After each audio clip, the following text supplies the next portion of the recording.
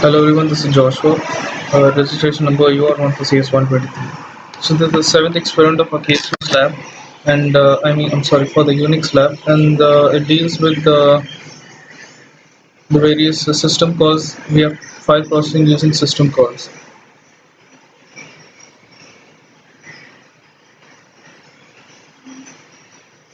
As you can see, the first program here is to copy the contents of one file to another file using system calls.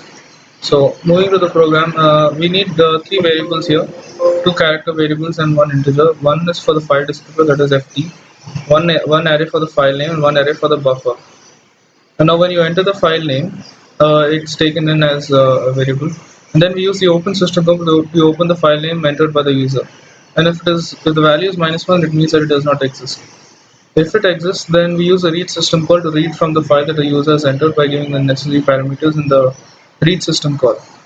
And we also have to enter the file name that it has to be copied to.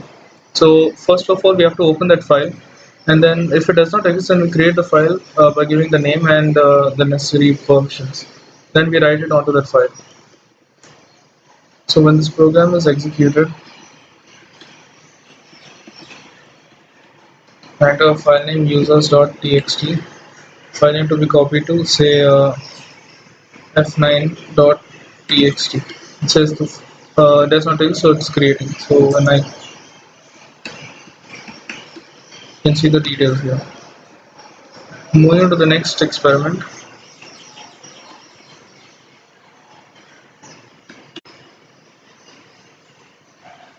In this experiment, we're supposed to concatenate two files and write it into the third file using system calls.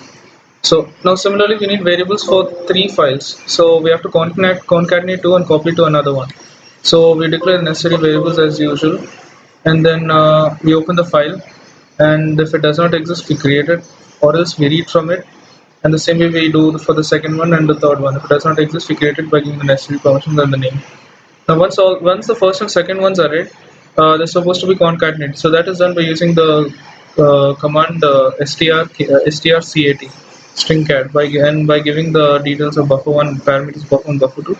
The contents of the first and second file are concatenated. And now for the third file, similarly it has to be opened. And if it does not exist, we create it by using the name and necessary permissions.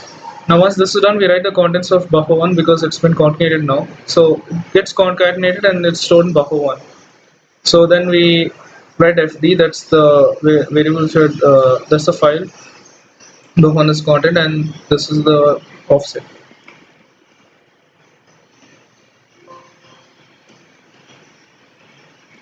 So when the file is executed,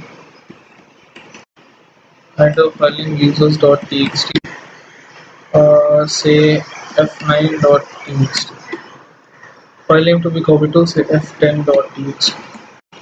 The file does not exist, so it creates a file and it's successfully copied.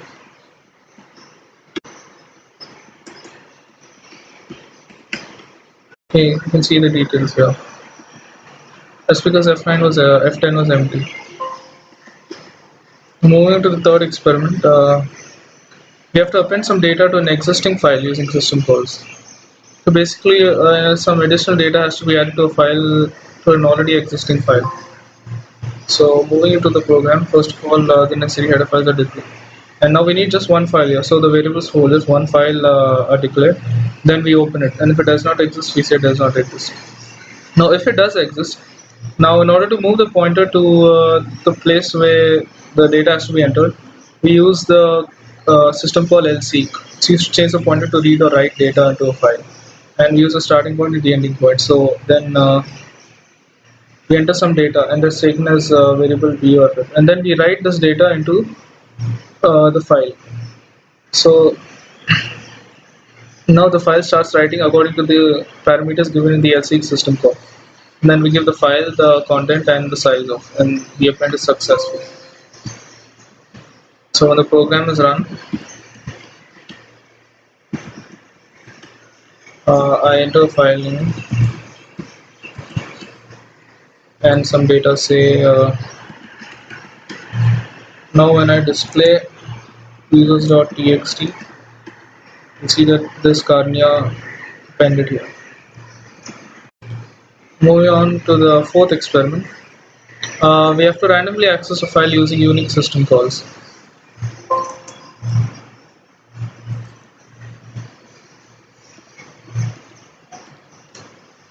So now to randomly access file, you also need an offset and a reference, because a reference will basically let you access a specific part of a file, or the beginning or the ending, and the offset is for accessing a specific part of a file.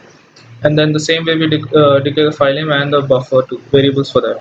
So once the file is opened, uh, the user would have an option of entering the reference, whether he wants to view the beginning or a specific part, or the end of the file. So based on what the user enters, if reference is 1, then the offset would be entered by the user, because he would want a specific part of the file. Now if it is not 1, then the offset would be 0, and based on the beginning and the end of the file. And then we use the lseek lseek system call to place the pointer, and accordingly we read and write by giving the necessary parameters.